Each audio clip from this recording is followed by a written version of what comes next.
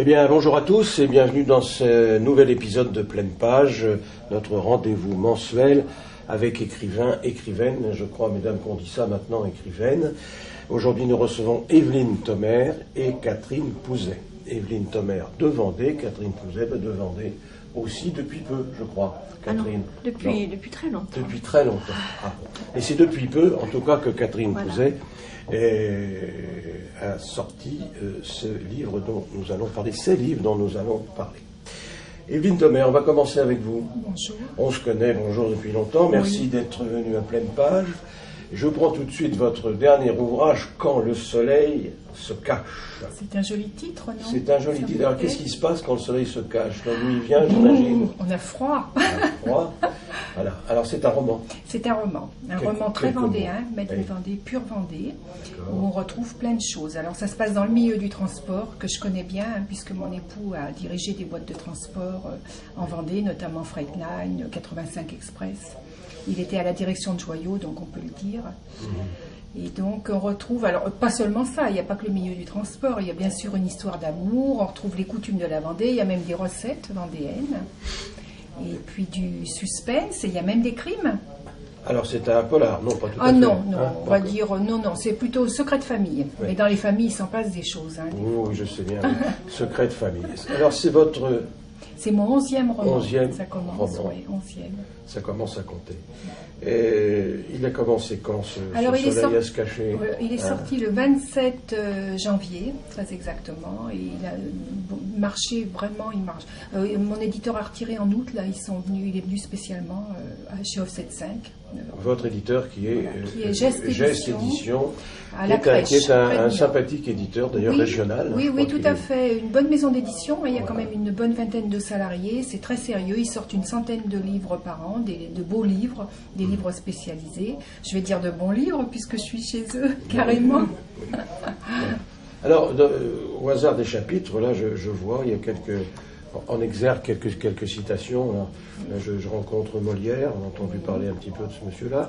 Là, on a Dostoïevski. Oui. Alors, je vois pas bien tout ça. Ça arrive à cohabiter. Faut mettre vos lunettes pour la faire l'émission. Non, mais la Rochefoucauld, c'est pas. Voilà, Ce sont les citations qui me plaisent. Après, Ah, d'accord. l'auteur, qui correspondent un petit peu au chapitre, j'essaie toujours. Hein. Voilà, donc, et puis il y a des hommes qui ont dit en peu de mots, de grands hommes, qui ont dit avec peu de mots des choses essentielles. Parce qu'il y a beaucoup de gens qui disent beaucoup de choses pour rien dire, non? Mais oui, ça arrive aussi. Quand le soleil se cache, donc aux éditions Geste, Geste Édition, si l'on préfère. Combien de temps pour écrire ce roman? C'est une bonne année, et j'ai eu beaucoup de mal celui-ci parce que j'avais perdu mes 4 premiers chapitres. Oui. J'ai pleuré pendant tout un week-end parce que je les ai pas retrouvés. Perdu, comment ça, L'ordinateur les a mangés. Ah. Voilà, ils ont disparu. Il n'y a que ça qui a disparu sur perdu? l'ordinateur. Ça vous apprendra à écrire avec un porte-plume. Ouais. Hein, comme Voilà, les- il comme faut les tout écrivains, noter confirmés. autrefois. Voilà. Alors donc un an. Donc tout de même. oui, une année pour écrire un roman comme ça, c'est long. Mais bon, celui-là, j'ai eu du mal à... Oui, tout du long, hein, même jusqu'aux épreuves où on m'a donné que 2 jours pour les corriger. C'est vraiment trop court, il faut bien 12 jours, 15, voire 15. Mais bon, j'ai été récompensée parce qu'il marche bien. Depuis le début de l'année, j'ai eu beaucoup de presse, Et beaucoup de pages. beaucoup de retours. Beaucoup Et de beaucoup de retours. pages aussi. Beaucoup de pages. Vous savez que c'est plus à la mode de faire des romans longs. Oui. Mais les éditeurs aiment ça parce que mon éditeur me demande toujours beaucoup de signes. Donc beaucoup de signes, c'est beaucoup de pages. Très bien. On peut trouver ce roman dans toutes Par- les librairies de partout, à la Vendée, FNAC, et à la sur FNAC. chapitre.com, la Amazon, dans les librairies, partout. Et puis je fais beaucoup de dédicaces dans la région aussi. Hein. De même que mes autres romans, donc Une longue absence, qui est sorti avant, qui a bien marché, qui est passé dans l'Est républicain, Madeleine et ses 2 maris, La maison d'en haut, toujours chez Geste Édition. Hein. On va reparler de vos autres, Drôle d'héritage. de vos autres produits un petit peu tout à l'heure. D'accord. Maintenant, je voudrais vous présenter Catherine Pouzet, qui est à côté de moi ici. Alors, Catherine Pouzet, elle est presque à son premier essai. C'est le second bouquin que vous nous proposez, et qui sont proposés à l'attention d'un lectorat pour les enfants, en fait. Hein. Absolument, Voilà. oui. Alors, le premier, c'était celui que je tiens actuellement, Aventure magique au bord de l'océan. Comment vous avez fait ça? Parce qu'il y a du collage, il y a du dessin, il y a des textes. Vous voulez nous raconter un petit peu la fabrication de ce livre-là? Voilà, alors avant la fabrication, peut-être un petit peu pourquoi, pourquoi j'en suis arrivée là, parce que c'est donc destiné aux petits-enfants, effectivement, entre 5-10 ans à peu près, c'est le lectorat ciblé. Et l'idée, c'était de leur faire découvrir notre patrimoine régional d'une manière ludique et pédagogique, voilà. Donc on est dans une formule différente d'un guide touristique. Hein. Le guide, c'est très exhaustif, c'est très explicatif et c'est très bien aussi. Mais le guide passe souvent par la médiation des parents. C'est papa-maman qui lisent le guide pour les enfants. C'est ça. Et moi, ce que je souhaitais, c'est que l'enfant s'approprie ses propres souvenirs. Que le petit vacancier se fabrique ses souvenirs et qu'il prenne du plaisir. Voilà.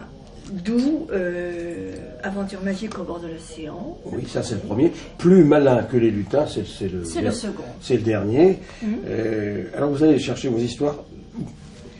Comment vous faites? Parce qu'il y a bien une histoire, c'est bien qu'il y a toujours une histoire. Il y a toujours une histoire. Quelle que soit l'illustration. Donc on a parlé de l'idée, maintenant la forme. La forme, c'est un concept un petit peu particulier. Je suis partie de l'idée de fixer la réalité. Donc le décor, ce sont des photos. C'est un décor naturel. Oui, on va faire ça. Des photos qui se présentent comme des petites vignettes, un petit peu à l'image de la BD. Et sur ce décor naturel, qui représente la réalité pour les enfants, une illustratrice dessine des petits personnages de fiction qui racontent une histoire. Donc là, on est fiction-réalité. Et en fait, l'histoire est prétexte à la découverte. Et à chaque page, en bas de page, un jeu qui est en lien avec l'histoire, eh bien, permet à l'enfant de découvrir des éléments de notre patrimoine maritime. J'ai commencé par ce que je connaissais le mieux, c'est-à-dire notre littoral vendéen. La mer, voilà, et l'océan. Voilà. Et on retrouve naturellement vos deux livres, parce que pour l'instant il n'y en a que deux, il y en aura d'autres, je pense qu'il y a une suite à venir. Oui, là on est dans la petite série 2, c'est-à-dire qu'il y en a un qui se déroule, l'histoire se déroule sur la côte vendéenne, et le deuxième, plus malin que les lutins, l'histoire a pour cadre les îles vendéennes, Noirmoutier et l'Île-Dieu. Donc ça c'est la première petite série, et puis on envisage d'autres séries, peut-être pour les plus petits. Là on est sur un lectorat de 6-10 ans, je vais peut-être aborder les 4-6 ans. Voilà, à partir de 7 ans, vous dites là. Oui, j'étais un petit peu restrictive et je me suis rendu compte finalement que, à force de discuter avec les parents, les papis, les mamies et les enfants eux-mêmes, qu'à 5 ans, même 4 ans, même 4 ans, il y a une petite qui a pleuré lors d'une dédicace, qui voulait absolument, elle avait 4 ans. Oui, c'est charmant, on ne pleurera pas aujourd'hui. Non. Vous en êtes d'accord. Et 7 ans, mais pas jusqu'à 77 ans, contraire d'Hergé et des albums de Tintin.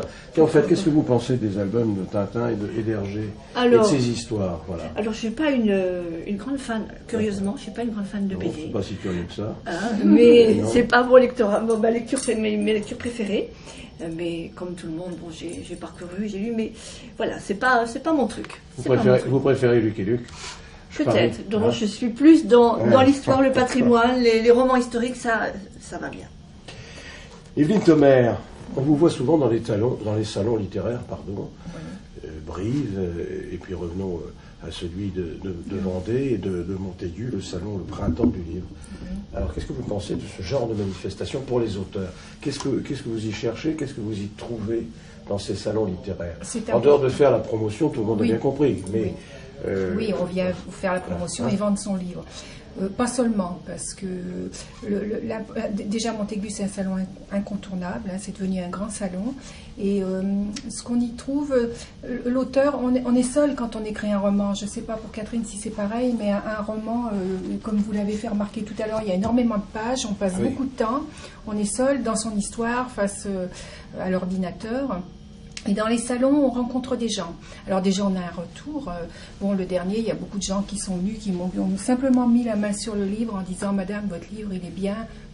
Oui, ça fait plaisir, il faut reconnaître, il y a beaucoup de travail, c'est un retour sympa. En tout cas, il est imposant, il est haut. Oui, c'est un beau livre. C'est un beau livre, oui. Et donc, et pas seulement, alors les gens viennent me raconter des histoires, parce que mes livres parlent beaucoup de secrets de famille, d'histoires d'amour, de terroir, donc les gens viennent me dire « Oh, j'ai eu une histoire semblable dans ma famille », ou moi, il faut que je vous raconte, j'ai eu une histoire encore plus extraordinaire que ça. Et c'est un vivier, un salon c'est un vivier. On repart avec plein d'idées gonflées, et puis beaucoup d'échanges affectifs. Les gens viennent nous voir un peu au 11e livre, les gens qui me suivent, il faut qu'ils me trouvent. S'ils ne me trouvent pas, ils ne vont pas forcément acheter le livre, ils vont attendre de me trouver dans un autre salon pour m'acheter le livre à moi, quoi. Voilà. Alors c'est touchant, forcément. Est-ce que vous n'avez pas l'impression de travailler pour le libraire du coin qui vous expose, ou pour l'éditeur, tout simplement? Complètement. C'est pour ça qu'on ne vient pas seulement vendre ses livres. On a des pourcentages très faibles. Bon, les gens ne s'imaginent même pas. On a entre 1 et 1,50 €, des fois même pas sur certains livres, même pas 1 €. Même si on vend beaucoup de livres, comme c'est mon cas, bon, sur un salon, ça ne va jamais chercher des sommes folles. Donc, ce qui prouve bien qu'on vient pour les rencontres. Et vous payez des impôts en plus là-dessus. Et on paye des impôts. Sur les droits d'auteur, c'est imposable. Des taxes. Oui, c'est imposable. Et puis CSG, tout, enfin, on paye plein de choses. Nous sommes en automne, c'est la saison traditionnelle. Des champignons. Mais surtout des livres qui poussent aussi comme des champignons à pareille époque. 600, je crois, ou 650. J'ai même entendu 740. Peut-être ça n'arrête pas de croître et embellir. Alors, comment on fait là-dedans, mesdames, pour se défendre parmi ces 700 ou 750 livres qui sortent au cours de cette rentrée littéraire? Comment on fait? Tu veux répondre? On joue des choses. Oui, peut-être Catherine va nous dire. Oui, alors moi... Mais vous êtes un peu éloigné de tout ça, dans votre univers enfantin. Univers en fait enfantin et puis local en fait. La diffusion est locale, mais je me suis rendu compte qu'il ne suffit pas de mettre un livre dans une librairie ou un album dans une librairie. Il y a une telle profusion, surtout pour la jeunesse, que c'est là que j'ai appris, notamment grâce à Evelyne, qu'il faut faire les salons, qu'il faut se déplacer, qu'il faut dédicacer et pour se faire connaître, et puis avoir le retour du petit lecteur aussi, c'est toujours très enrichissant, mais il faut beaucoup se démener, et ça je ne savais pas avant. Quand on ne connaît pas le milieu d'édition, eh bien on découvre, mais on ne va pas faire de démagogie provinciale, mais est-ce qu'il n'y a pas la chape de plomb parisienne sur l'édition concernant des auteurs de province, que vous êtes l'une et l'autre? Alors comment faire pour défendre? C'est au niveau de la distribution. À Paris, les grosses maisons imposent, ils ont les têtes de rayon, ils ont des palettes entières, ils livrent, les libraires sont noyés sous les nouveaux livres. À Marc Lévy, on leur apporte des caisses et des caisses. Toutes les semaines, on leur livre des livres. Et c'est vrai que les libraires ont tendance... à repousser les livres. Alors, c'est dur, mais on y arrive. Moi, j'ai de la chance, et puis Catherine, ça marche bien aussi, on a de la chance. De la chance, j'ose pas dire, mais peut-être, j'ose espérer toujours, peut-être notre travail, j'ose pas dire mais plaît, voilà, on va dire plaît. Et que les gens viennent chercher nos livres. Ceux qui ont acheté le premier sont venus chercher ton deuxième. Moi, ceux qui ont acheté mes premiers cherchent les autres. Donc c'est sur la durée, et il ne faut pas décevoir. Il faut que toujours un nouveau livre soit à la hauteur. Vous savez sans doute qu'il y a des livres qui plaisent beaucoup, pas pour ça qu'ils sont bons. Oui. Et inversement, des livres qui sont bons, et c'est pas pour ça qu'ils plaisent. Alors on va dire, c'est très juste. Il faut trouver son public, je vais dire. Il faut trouver son public. Et c'est facile. Il faut du temps. Il faut quand même avoir un livre qui tient la route, un album qui tient la route. Et on trouve son public. Moi, j'ai eu des prix, j'ai eu un livre qui est passé en feuilleton dans l'Est républicain. Mon dernier a eu une très très bonne presse. J'ai eu un article dans le Figaro Magazine. J'ai pas été chercher la fille, c'est trouvé, la journaliste du Figaro Magazine s'est trouvée avec Quand le soleil se cache sur les genoux dans le train. Elle a lu quelques pages, ça lui a plu, elle m'a téléphoné, enfin elle a appelé la personne qui lui avait remis, elle m'a appelé. Elle ne s'est pas endormie dans le train en lisant notre livre. En tout cas, c'est parce qu'elle ne me l'a pas dit. Elle ne me l'a pas dit. Peut-être, j'espère que non. Vous préparez quelque chose, Catherine, dans la suite de ces deux albums pour enfants? Pour des plus petits, toujours dans le domaine de la mer, je vous dis, puisque j'habite au bord de la mer, je suis giloprussienne, alors pour ceux qui... Giloprussienne, c'est Saint-Gilles-Croix-de-Vie. Saint-Gilles-Croix-de-Vie, tout à fait. Et je suis dans le bain, sans faire de jeu de mots, depuis que je suis toute petite, donc c'est un milieu maritime que je connais bien. Donc deux petits albums pour les plus petits, et toujours dans le monde de la mer, voilà. Il va apparaître quand, le troisième? Alors, on va dire au printemps, au mars prochain, sans doute, si tout va bien. Voilà. Et on peut peut-être préciser aussi que vous êtes éditrice vous-même. Oui, ben voilà, comme j'aime bien faire tout toute seule, c'est pas toujours une bonne idée. Mais là, comme je savais que c'était une diffusion, un thème local, passer pour un éditeur, pour moi, ça n'avait pas tellement d'intérêt. Et puis j'ai voulu tester l'aventure. Donc j'ai créé ma propre édition, donc les éditions Chrysolène, à Saint-Gilles, Croix de Vie. On va retenir son nom, Chrysolène à Saint-Gilles, Croix de Vie. Voilà. Je voulais surtout dire aussi que c'était un travail à quatre mains parce que bon, moi j'ai créé le concept, j'ai créé l'histoire, je crée les jeux, mais il y a aussi une illustratrice et une infographiste qui travaillent bien avec moi, c'est là-dessus. Hein. C'est toute seule, je ne pourrais pas. On peut dire que c'est très joli, on va le représenter à nouveau à la caméra un petit peu. Regardez, là c'est tout de même. Voilà, alors ici, il s'agit de Sabrina Échappé, de l'agence Web Créatif, et pour le deuxième, Estelle Gendron, de l'agence Atlantique Art Graphique. Voilà, je les aurais cités, mais parce que le travail est important, c'est un travail important. Il faut citer tout le monde. Et alors c'est moral, tout ça se termine toujours très bien, je suppose. Bon, moi j'aime bien les histoires qui se terminent bien, donc oui, effectivement, ça se termine bien. Mais c'est tous ces petits personnages, en fait. Et avec chaque fois, on retrouve un jeu, comme vous disiez tout à à fait. l'heure, pour les enfants, ce qui est tout de même alors on éprouve sur la faune, la flore, les techniques de pêche. Il y a ce côté pédagogique auquel je tenais, puisque ça a été une grande partie de ma vie. Pédagogique en se distraire. Oui, absolument. Apprendre en s'amusant. Apprendre en s'amusant. C'était ça l'idée. Castigat, Ribindo, Morez, quelque chose comme ça. Alors, pour parler comme les hommes politiques qui ne connaissent pas le latin, mais qui s'en servent de temps en temps. Evelyne, on va revenir avec vous un instant pour parler de vos anciens livres, avant Quand le soleil se cache. Le premier de tous, c'était La Matouze, oui, qui veut dire la mer, en fait. Qui veut dire la mer en argot parisien. Voilà, c'est ça. Et qui a, à ma grande surprise... La mer, non pas l'océan, mais la mer, la maman. Voilà, la maman. D'accord. Voilà, la Matouze. Alors, racontez-moi ça un peu, parce que c'était le début, ça, de vos exploits littéraires. Le premier... j'avais, comme tout le monde, on a tous, dans une vie, une histoire, voire plusieurs à raconter. Et c'est vrai que j'avais une histoire très particulière d'enfance.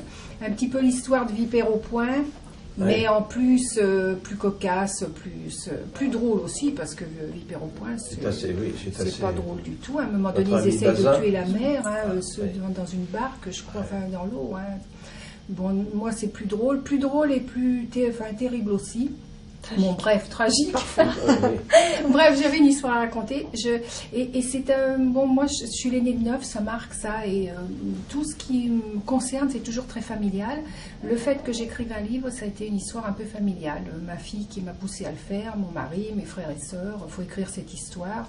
Donc j'avais noté un peu et je l'ai envoyé chez 5 petits éditeurs il y a presque une vingtaine d'années maintenant, mais en pensant qu'un écrivain reprendrait l'histoire et l'écrirait bien.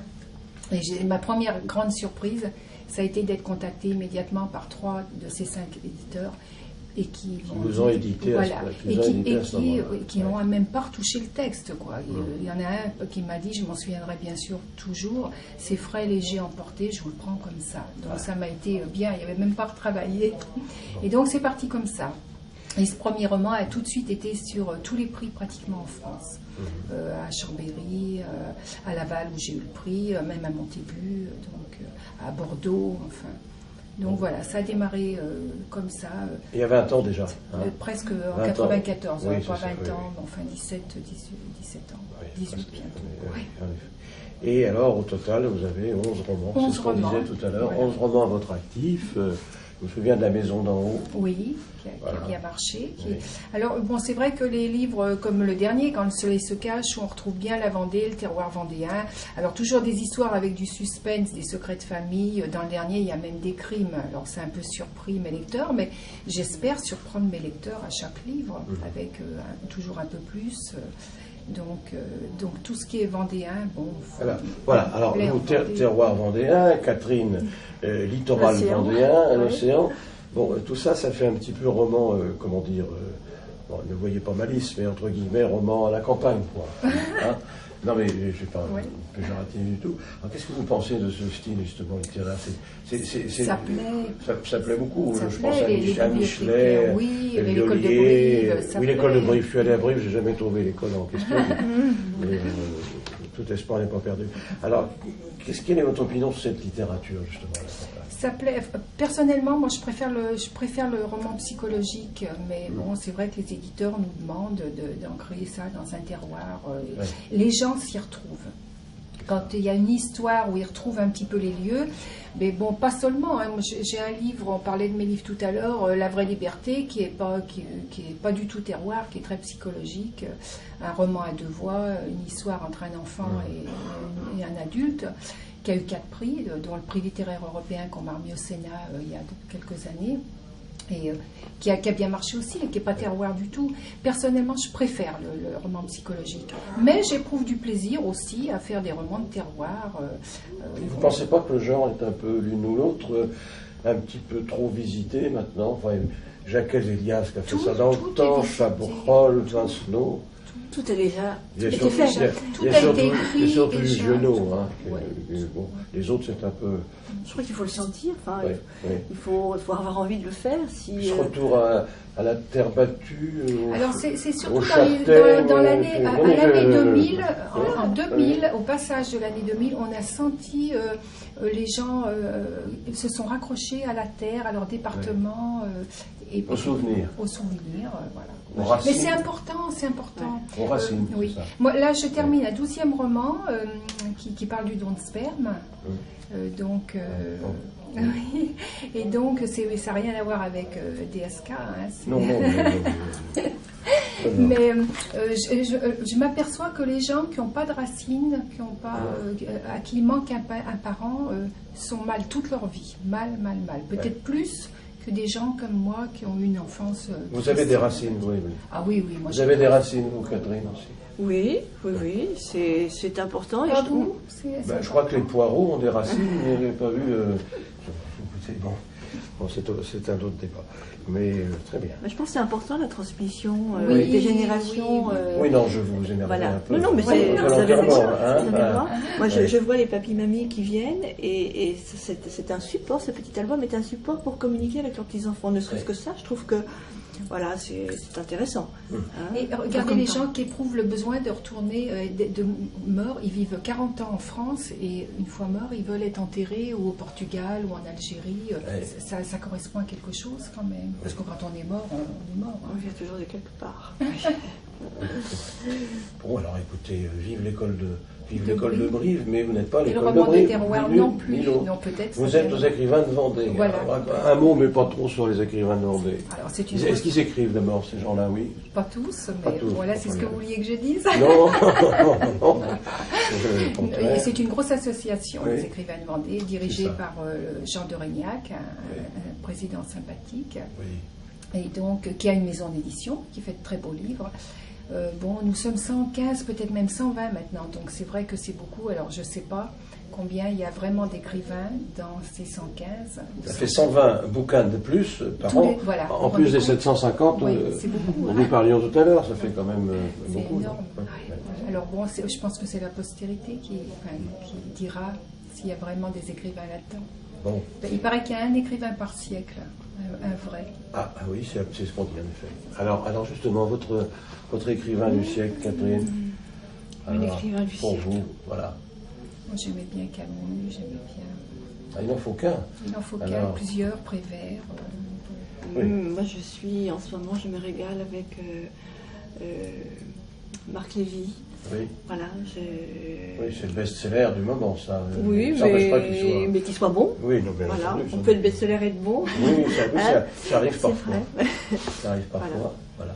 Marc Lévy. Et vous, alors, Evelyne? Moi, je disais plutôt Camus. Enfin, de ce siècle, vous voulez dire? Oui, moi, je suis déjà...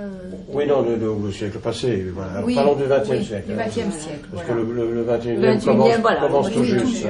Oui. Alors, le XXe, donc... Prévert, Camus, des auteurs que...